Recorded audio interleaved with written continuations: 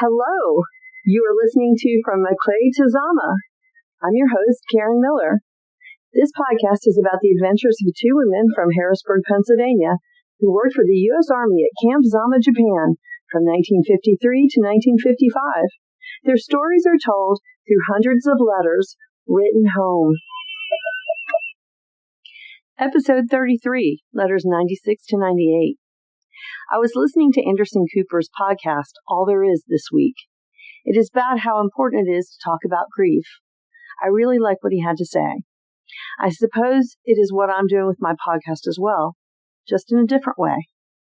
My friend Alyssa Stockov also has a great podcast about faith, grief, and survival called Beyond Existing. You should check it out.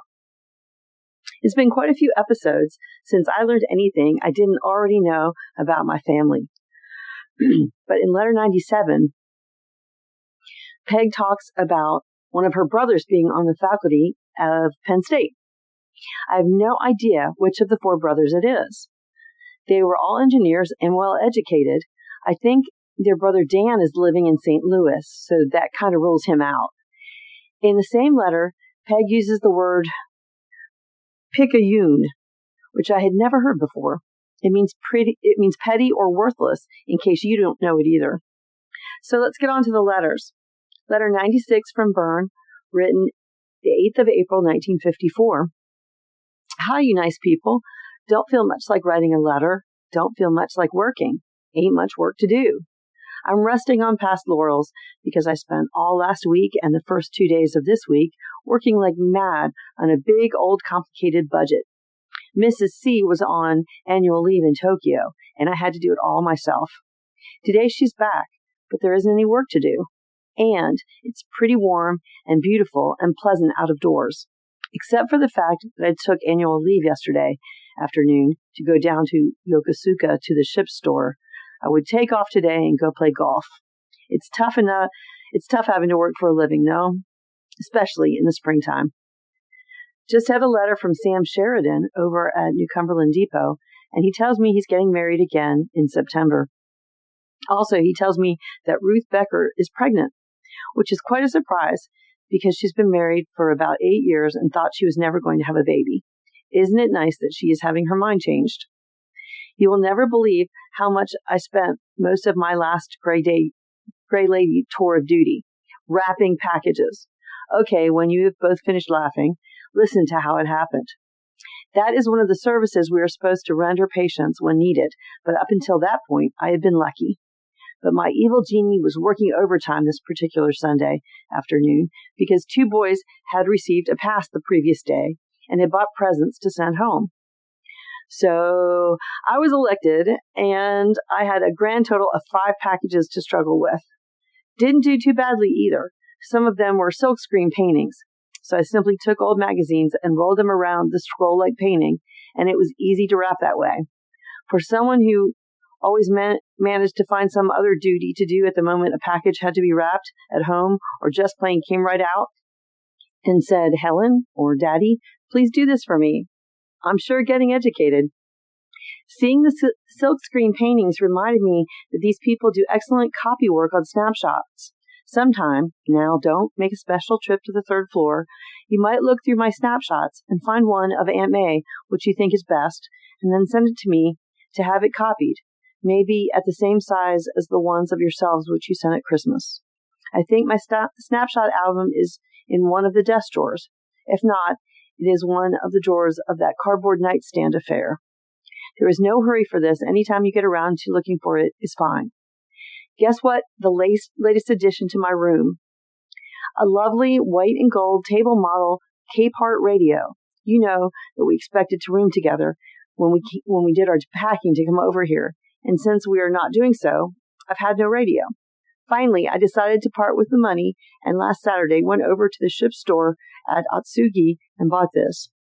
There were several other well-known name brands in the same price range, but this had a good tone and besides was much prettier than a drab old plain brown case. So applying feminine logic, I bought it. That same afternoon, I bought some white linen for a summer dress. That will be great, won't it? Surprised myself at breakfast this morning by telling some new arrival from the States, yes, I like it here.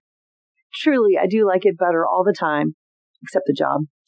Could be just the beautiful weather and the blossoming countryside, but whatever the reason, I'm well content. Was also pleasantly surprised on coming back to the billet the other night that I had received a phone call from a boy whom I had met at the hotel at Christmas time and had enjoyed talking with very much. He had said he would call, but never did. So now, all these months later, he finally did call. He left a message that he would call again later, so I hope I'm home the next time. It made me feel real good that he remembered me, because he is one person from that very nice weekend whom I particularly remember too. It is nice to be liked by the same people you like. Usually the formula goes something like this. A, or should I make it B for Bern, likes X, so B plus X could equal fun. X doesn't give a darn for B, so X minus B equals nothing. Are you thoroughly confused at this point? That's okay, I am too. I'm going to stop this idle chatter right now. As you can easily tell, I really have nothing interesting or new to say, except I love you both. Taco-san LY. So, lots of lovely love from Bern-san. P.S. We are sending you an Easter present from Hawaii. I have a feeling it won't arrive until sometime the week after Easter. P.S.S. Had a nice thank you letter from Christmas from Pat Harnish at college. She says if we are back in the States by summer of 1955, we'll be in time for the wedding. Might just make it. Letter 97 from Peg, written April 9th, 1954. Forgot to mention the candy. Wonderful Bern was just dying for a peanut butter egg the other day. Dear all, I got the birthday box today, and I'm just tickled pink. It was as much fun as Christmas. I couldn't wait until tonight when Bern came home to open them, so I opened them at noon. Golly, it was very exciting. The slip is just beautiful, Mother, and a very welcome addition. Daddy, you doll, the stockings are badly needed, and I am grateful for them. And the card is really a buster. When I first opened it, I just laughed and laughed because I could imagine that you thought it did look like me. And then when I read it, I knew you had the same thought too. Just love those candles. The maids get a big charge out of things like that. The pussy willows dropped off the branches pretty much, but I stuck them in water anyhow. Maybe Yamanuchi-san will take a big husky clue and bring me some flowers once in a while. Bern's maid brought her some lovely cherry blossoms the other day. Williamson's. The choker and earrings are beautiful. I'm going to have a summer dress made especially to go with them. That's doing it a sloth bass awkward, isn't it? Nanny, the cigarette box is the cutest thing. Sure we'll put it to good use on the bus rides to Yokohama instead of flipping the ashes on the floor. Emmy's, I love the earrings. Miriam sent me a pair just like them, but never fear, I'll use both pair and use one pair as clips on my newest spring dress. It's going to look real sharp. Shirley, the hats are darling and very practical because they can be packed in a small space, which is very necessary when we take our trips. Everybody, thanks loads for everything. You're all a bunch of jewels. Over here, when a person is Ichiban or number one, the most or the greatest, we say you're a jewel. So you're all jewels. Things are going along pretty well right now. In fact, I can truthfully say that I think I'm adjusted because I like this place. We've kind of decided to stay the 2 years for the following reasons. Number one, we definitely are not ready to come home in 3 months. There are just scads of places to go and things to do that we haven't gotten around to yet. With the job situation at home, this is number two, with the job situation at home tightening up as people tell us, I think it's best to complete the tour and have a clear job record. Besides, at least we're reasonably sure of having jobs over here, unless there's a big RIF, which isn't expected at present time. Socially, we're having much more fun than we would in Harrisburg. Even though we don't go out every night, there's always someone stopping by the room to chat, and it makes the evenings at home pass quickly, too quickly sometimes. The other night, 8 gals dropped in my room at different times while I was doing my nails, and I just get a big charge out of people, so I keep my door open when I'm home. 2, there are many more places to go for entertainment than at home. Reason 4. Now this is the difficult part to explain.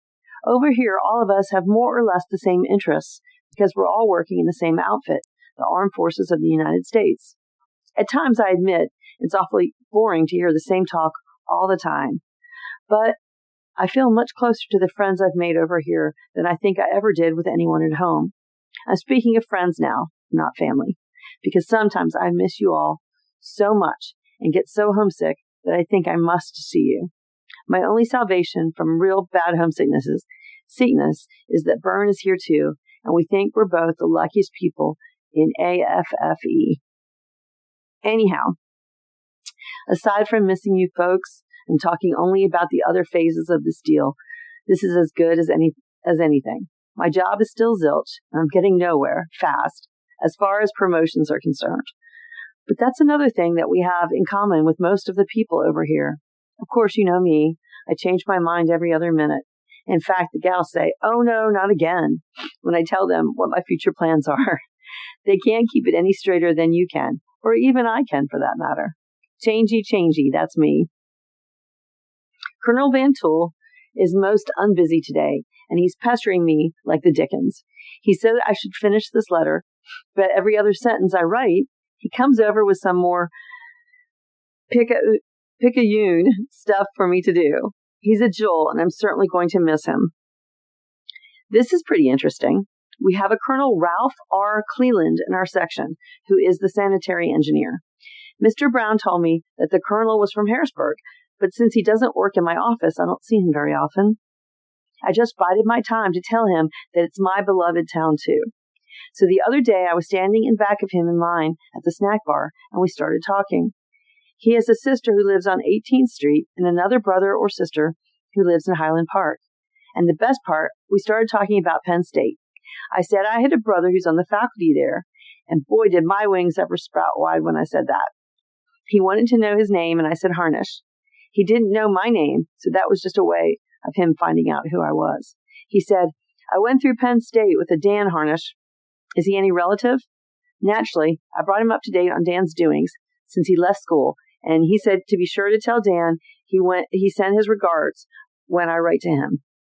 He said that their class is having a 25th reunion this June, and he would certainly like to attend, but it isn't possible. That's one of the things I like about this place. You only then start to realize how small this big old world really is. I got my hair cut on Monday night, but you can't even tell it's been cut, even though it does feel better. Tonight is another birthday party for one of the Marines and an Army guy who are both celebrating their birthdays this weekend. I'm supposed to have a date with a lieutenant in my office, but I'm trying to go stag because it's more fun that way. Here, he's a Scotia bore, and I'd rather circulate. Not too much other news. The weather has been lovely, real springy, but we're holding our breaths until the rains come. I think it would be a good idea to hibernate during the rainy season and just mildew along with everything else. Thanks again for everything. I sure do appreciate it. Only I have one request. Please send us a big can of pretzels and take the money for them out of my account, postage too. Katie, the school teacher who lives across the hall, got accepted to go to Austria next fall. Isn't that wonderful? She's been smiling so much lately that her jaws are ready to crack. Take care of yourselves. This letter should get to you right before Easter, so have a happy one. Are you going to hide baskets for the kids? Get Mark to show them how I used to crack hard-boiled eggs by hitting them. Gee, we sure messed them up in a hurry, didn't we? And he always won, too, the stinker. I still think he used a wooden egg. Taku-san love, me. Letter 98 from Peg, written the 13th of April, 1954, from Camp Zama. Enclosed are 3 newspaper clippings and a handwritten note about shopping. The first one shows a pair of really cute shoes with with a ribbon that you tie them around the ankle, and it says that she wears a 5.5. Tiny little feet. The second one is one of those hilarious pointy bras. And the third one says, Mother, something like this, but they can be more of a sandal. Honestly, just so they're a pair of shoes, I'll be happy. High heels, black. Thanks loads, Mom. You're a jewel.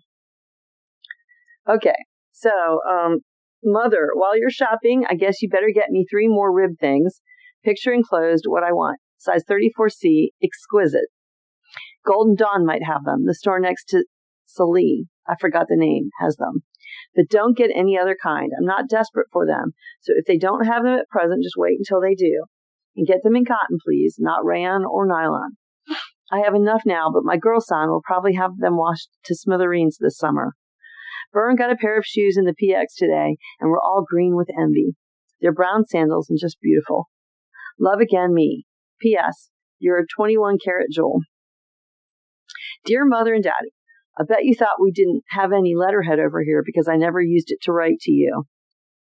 Well, this is it, and it's awful. I don't know whether it's the fault of the paper or the fault of the erasers, but I usually must type a letter over if I make a mistake because I rub holes in the paper when I try to erase. I might as well admit, though, that I shouldn't make so many mistakes. I just got your letter with the clippings about the fire in the school at Tickled. We had some news items in the papers over here about it, and we were real glad, too, that Marky is in Harrisburg. It must have been a terrible thing. I also got a birthday card with a hanky in it from Betty and Dan Cameron. She never forgets, does she? I still haven't gotten the box of face powder, but I suppose it will be along more squishy. If I remember, I'm going to enclose a picture of those crepe-soled shoes like my red ones that I bought last summer. Will you please send me a pair of them in black or gray? Also, I sure can use a pair of high heels, black, suede, or patent sandals. Both 5.5. I thought I was well supplied with shoes, but I'm going through them in a hurry. I got material for 2 more cotton dresses, so with the 2 I had made and with what I have left from last year, I should be pretty well fixed in that department. Speaking of the shoes, I'll try to find a picture of something close to what I want for the sandals, so you have some idea. Colonel Van Til's replacement, Colonel Wilson, reported in today. He seems to be pretty nice, and I think we'll get along okay. I sure hate to see Colonel Van Til leave, though.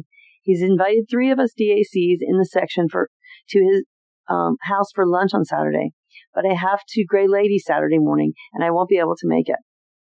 Nothing very exciting has happened lately. I was invited to a birthday party last Friday night, but my date was a jerk. He works in the section, and get a load of this.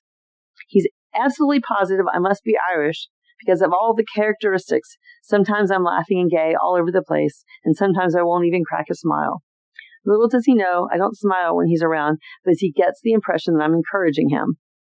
For reasons stated above, he tries to analyze my personality, and he continually wonders whether I have any troubles because I don't smile.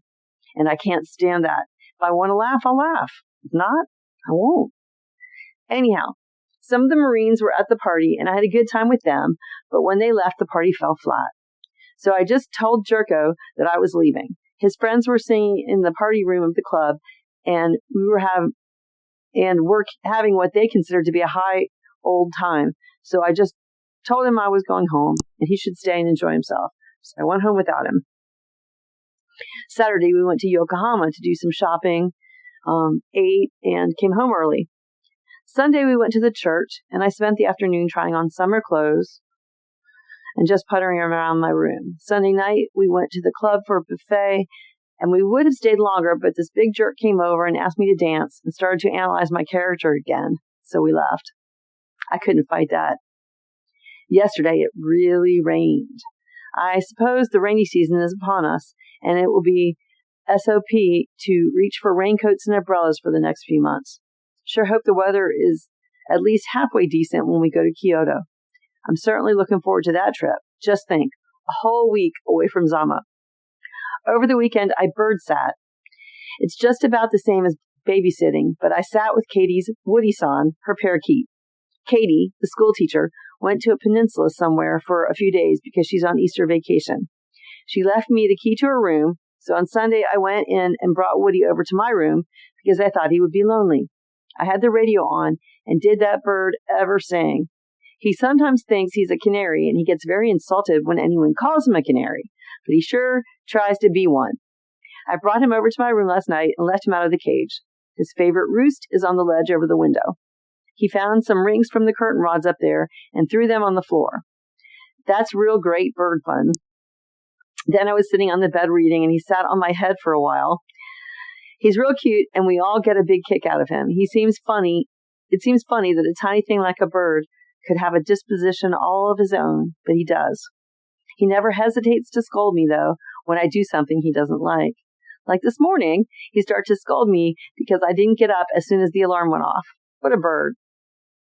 We had 2 earthquakes on Saturday night. They started out like they'd really amount to something, but they were over in a few seconds. Golly, are they ever scary. Taffy, who lives in the room next to me, has an obsession about them. We haven't had one for quite a while, and she's been sweating them out. Now she can rest in peace for a while again, but soon she'll start worrying when the next one will happen. She's a real nice person, and we both like her a lot. She, Gladys, Rigsby, Byrne, and I are the ones going to Kyoto. Jeanette was going to go too, but she's all wrapped up with some fellow in the Air Force and doesn't want to be away from him that long, so she's not going. Isn't that silly? This is my week for girls, because I'm really disgusted with men. However, that will soon pass. It always does. But it really is silly for girls to get excited over men over here, because these romances just don't last. One gal who came over with us got engaged to a fella. She was going to go home in July and marry him and was very happy over the whole idea. I saw her yesterday and she told me that it's all off. He went home and I guess he changed his mind because she said that's the shortest engagement on record. And that, folks, goes on all the time. Besides, it's more fun being single, I think. Is anyone going to take pictures of you all in your Easter duds? Sure hope so.